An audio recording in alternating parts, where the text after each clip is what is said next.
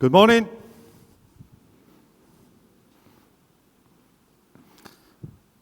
I'm not sure what should I share with you, but one thing I'm sure.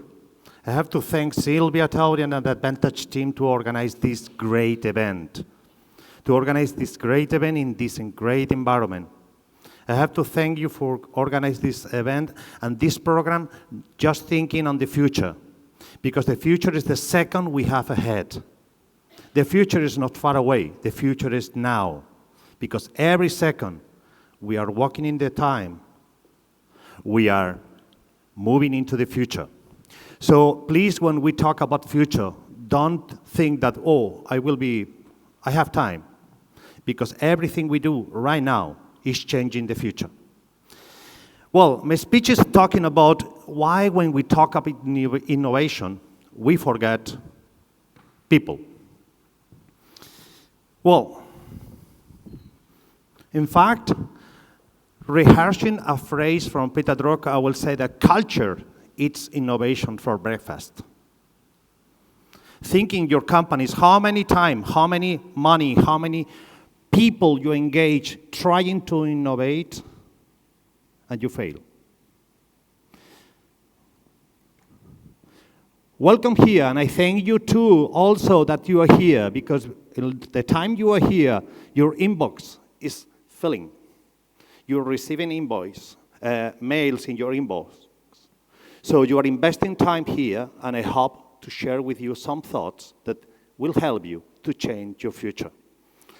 So I structure the presentation in a manner that it will fun, it will sharing thoughts, but if you're boring or you need an app, just do it.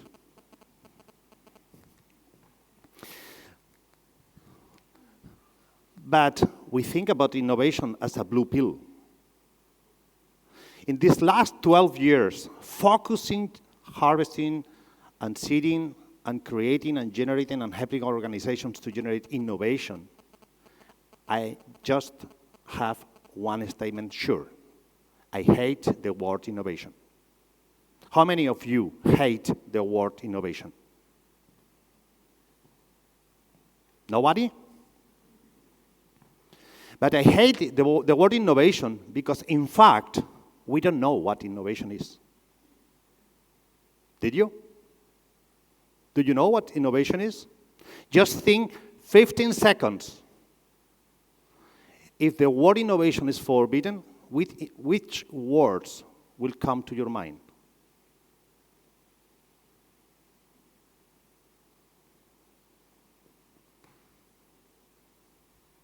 Hard. But if now with your colleagues share this experiment and you share the words comes up to your mind, you will discover that any one of us is defining innovation in a different manner. If we don't agree in one definition, how could we innovate?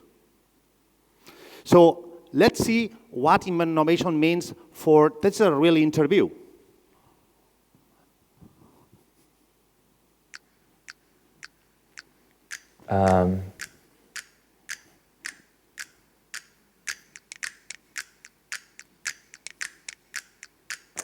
Progress. Efficiency.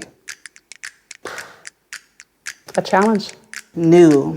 Open. Change. Solution. Mistakes. A revelation. By being bold. Different. Miles Davis. No, don't have anything good. Probably stubbornness and refusal to believe that there is no solution. Every day we get into a situation that we haven't planned for. Challenging the status quo. Having enough vision to see past the way things have always been done. Do something different. I'm usually the one who tries the newest thing. Be open to ideas that you normally wouldn't think of. We foster an environment in which it's okay to take a risk. It's almost expected. Therefore, you should not be afraid of making mistakes. We want different results. We want to be different. So that really calls for that element of improvisation that I think is essential in the work we do. Just because there's one way of doing something doesn't mean it's the right way to do something. You have to try things out. With any problem, there's always a different and unique way of looking at how to solve it. Bullshit. I don't think you can plan for innovation. Oh, crap.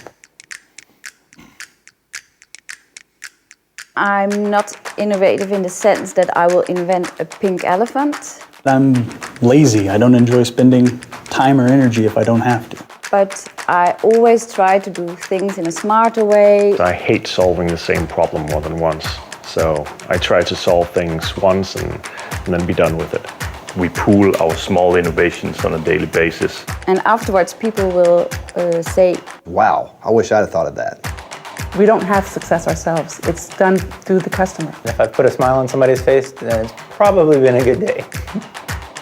And it's also in our nature, I think, to be number one. Humankind wants to make progress, otherwise you just lay down and die.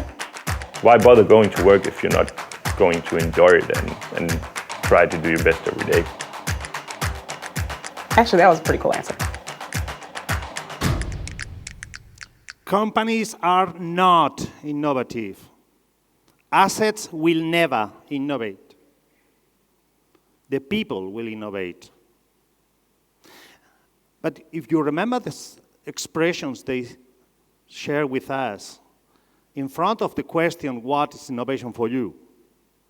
Do you remember more or less how many of these expressions were more emotional than rational?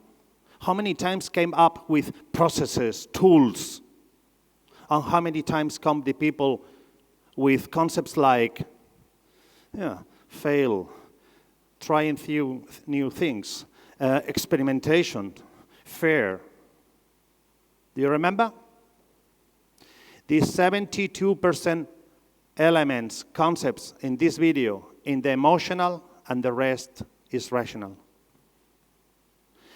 The innovation is the first discipline in the world, in the history, where emotional part is more important than rational part. That's an statement. If you don't trust me, just try it inside your company. It's the first discipline when you need not just the bodies, but the brains. And not just the brains and the neurons. You need the emotions, the passion, the engagement. What you need is smiles, hugs, as we did at the beginning. And innovation is not the blue pill. Why happens that to us? Why are we failing in front of innovation? Because we come from the world and we are using tools from this world where it was less questions. It was easy to plan. It was possible to create a strategic plan for 3 and 5 years. Do you think today is possible to create a strategic plan for 3 or 5 years? Many companies, they are not having any strategic plan anymore.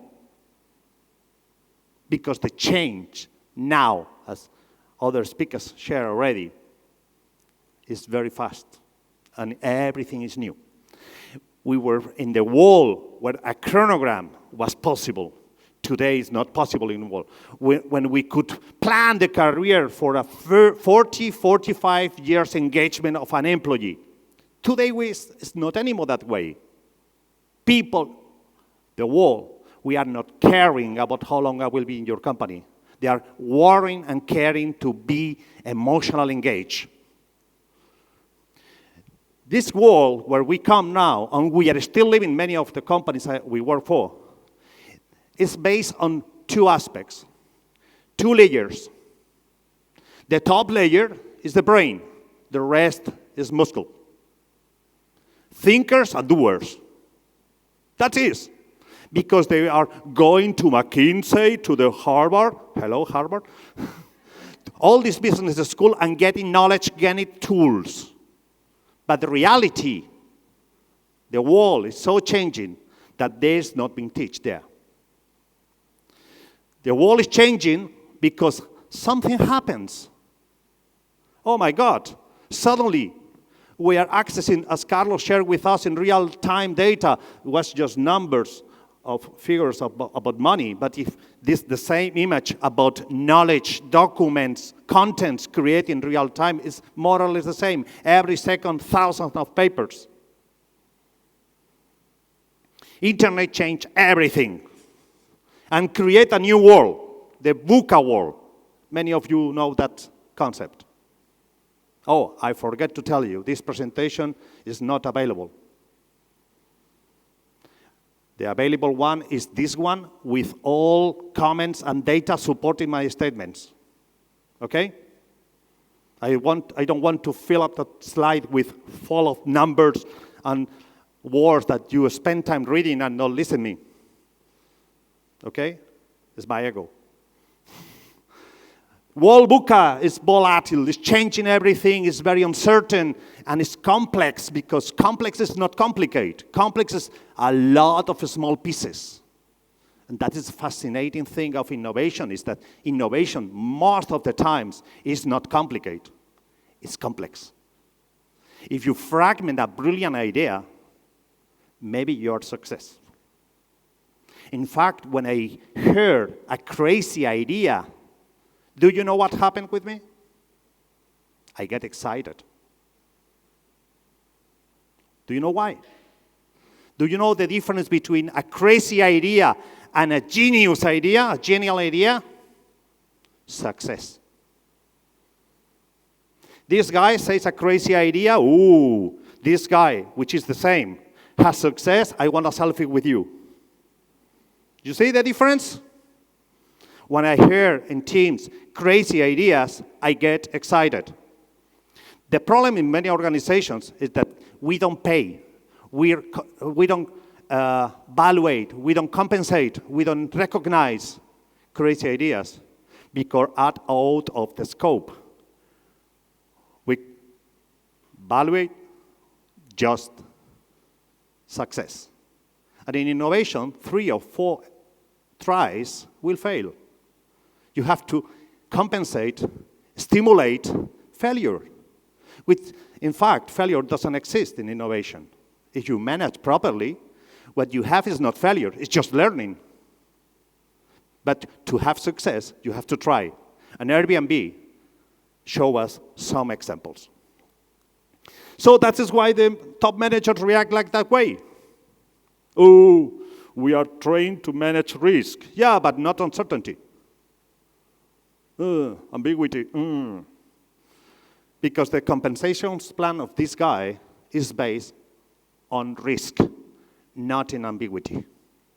Okay, today's world is not full of statements. It's not full with valid data. It's full with questions, with opportunities. That is why the chronograms doesn't apply anymore. What we need is just try, and learn, and have fun. Have fun. Because if you have fun, you generate a drug in the brain, which is serotonin. Do you know this drug? It's available in pharmacies. Don't use it. Just laugh. Make a sport or have sex. Mostly the 3 ways to generate high levels of serotonin. Well, I don't aim you to stimulate the 3rd option in your companies, okay? But the 2 first, yes. To generate innovation, brilliant ideas, to generate opportunities, to explore, to aim people to try and learn and share the learnings, generate serotonin. That's why we propose you this new way of structure your organization, which is the brains are distributed around the company. And of course, we need the top level, but in the middle. Receiving inputs, receiving ideas from the environment. Receiving these ideas to make better decisions. But better decisions not based on long-term plans, but based on opportunities. And when I hear in top managers and executives, when we work with them, that yes, we will have to develop a culture of disruptive innovation. Say, yeah, okay. Are you good in incremental innovation? No. We want to jump directly to the champions. Yes. To play in the champions, maybe you have to practice below. It's like my son tell me, Dad, I want to win the Tour de France. Do you know how to go with a bike? No. Okay, just try here. When you learn and you go safely, we will think to the next step. And maybe one day you are running there. Okay, aim people to watch around and bring inside the organization new and brilliant ideas. And, if possible, crazy ideas. Because what happened with me when I heard crazy ideas? I get excited. Okay, that is the change we have. We have the old world. Sorry, some of you maybe are still there. And now we are here. And when I heard, for example, oh, the digital transformation, oh, big data, I say, that's great. But who needs digital transformation?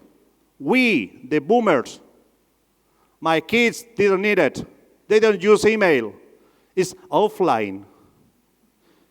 They use groups and WhatsApp, say, this is real time.